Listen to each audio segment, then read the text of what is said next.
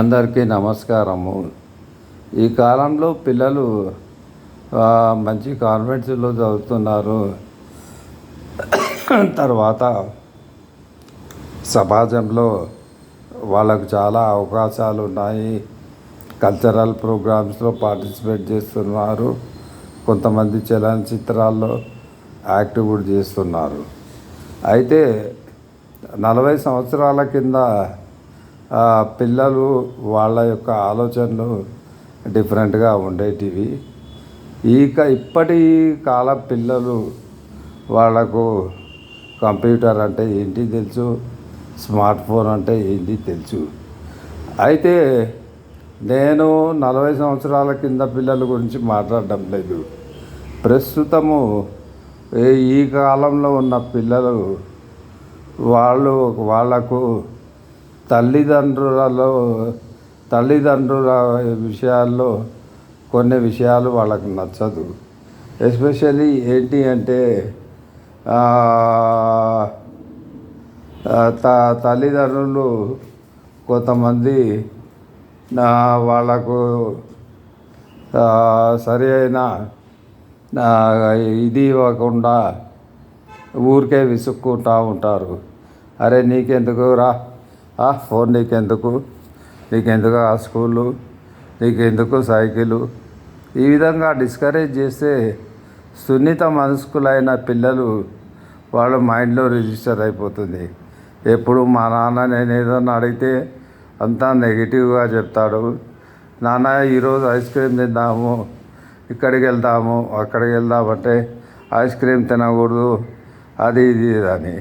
అయితే నేను అనేది ఏంటంటే పూర్వము అంటే ఒక 40 సంవత్సరాల కింద అప్పుడు తల్లిదండ్రుల ఆర్థిక పరిస్థితి అలా ఉండేది. ఈరోజు ఆర్థిక పరిస్థితి కొంచెం ఇంప్రూవ్ అయ్యింది. దాన్ని బట్టి తల్లిదండ్రులు కొన్ని విషయాల్లో చాలా జాగ్రత్తగా ఉండాలి. పిల్లవాడు సరి అయిన టయానికి స్కూల్కి వెళ్తున్నాడా లేదా, తర్వాత వాళ్ళకు అవసరమైన ఖర్చులకు డబ్బులు ఇవ్వడము, వాళ్ళకు అవసరమైన పుస్తకాలు కొనివ్వడము, బ్యాగులు కొనివ్వడము, ట్రాన్స్పోర్టేషన్కు సైకిల్ అవసరమైతే సైకిల్ కొనియండి, తప్పేముంది, దానికేం తప్పేం లేదు. అప్పుడప్పుడు పిల్లలు వస్తారు, వాళ్ళ ఐడియాస్ వచ్చి మీకు చెప్తారు. చెప్పినప్పుడు మీరు వినే విధంగా ఉండాలి. వాళ్ళు ఎవరికి చెప్పుకోగలరు? వేరే వాళ్ళకి చెప్పుకోలేరు కదా. ఫ్రెండ్స్కి ఎంత చెప్పాలనో అంతే చెప్తారు. అటువంటప్పుడు ఆ పిల్లలకి చెప్పింది వినాలి. తర్వాత ఒకవేళ వాళ్ళు ఏదైనా మాట్లాడితే వాళ్ళని నాన్న ఇది అనకూడదు. తర్వాత నేను చాలా కుటుంబాల్లో చూశాను. నేను డిసిప్లైన్ అని తల్లిదండ్రులు ఏం చేస్తారంటే వాడిని తీసుకుపోయి ఒక రూమ్లో పెట్టి పుస్తకాలు ఇచ్చి చదవమంటాడు, టీవీ చూడకూడదు అంటాడు, టీవీ తీసుకుపోయి దాచిపెడతాడు. వాడికి ఏమైపోతుందంటే ఈ చదువు కంటే ఆ టీవీ మీద కాన్సన్ట్రేషన్ ఎక్కువైపోతుంది.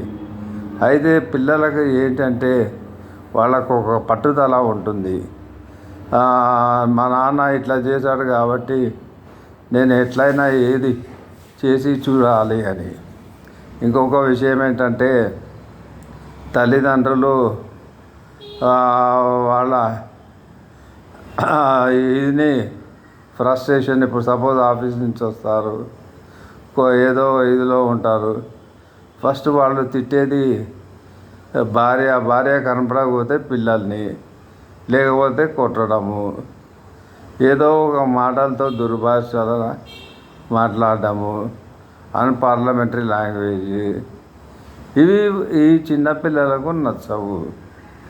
ఇంకొకటి ఏంటంటే చిన్నపిల్లలు ఈ కాల పరిస్థితి ప్రకారము మా తండ్రి మంచి భాష వాడాలి, మంచి ఉద్యోగం చేయాలి అనే ఫీలింగ్లో ఉంటారు.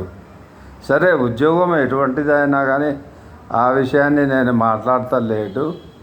కాకపోతే ఏంటంటే పిల్లల్ని ప్రేమతో పలకరించండి, వాళ్ళకు వాళ్ళ అవసరాలు తీర్చండి. అవసరాలు అంటే నీడ్స్. లగ్జరీస్ అంటే మీకు ఆర్థిక అభివృద్ధి ఉండి సంపాదన పెరిగితే వాళ్ళకి చెప్పకుండా చేయండి. అంతేగాని పిల్లల్ని దగ్గర రానియకుండా ప్రతి విషయానికి వాళ్ళను ఇబ్బంది పెట్టడము, తిట్టడము, కొట్టడము చేయడం చాలా తప్పు.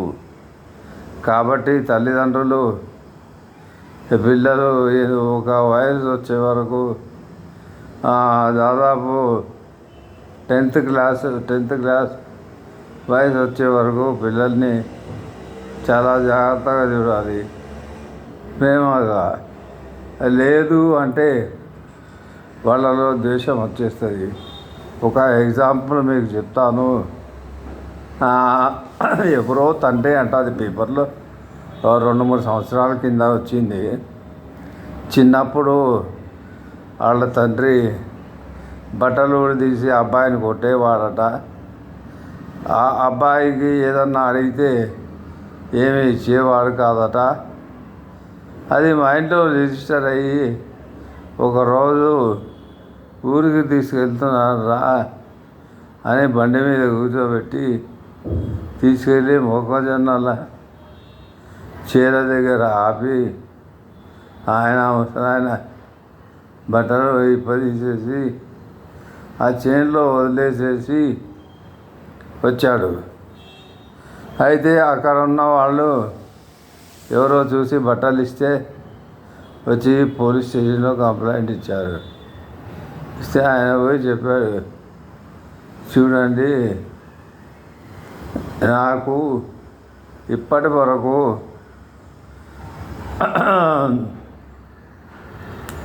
ఎప్పుడు కానీ ఎటువంటి సహాయం చేయలేదు. తర్వాత నన్ను ఈ విధంగా వదిలేశాడు, బట్టలు కూడా తీసి. సరే, మరి మీరేం చేశారు గతంలో అని అంటే ఆ విషయం చెప్పకపోతే ఆ తర్వాత పోలీస్ స్టేషన్కి తీసుకెళ్తే ఆ అబ్బాయి చెప్పాడు, మా నాన్న చిన్నప్పటి నుంచి నా మీద ద్వేషమో మరి తెలియదు, మరి ఏమో కానీ సరిగ్గా స్కూల్కి వెళ్తానంటే సరి అయిన యూనిఫామ్ కుట్టించేవాడు కాదు. తర్వాత ఇంట్లో వ్యవసాయ పనులు చేస్తేనే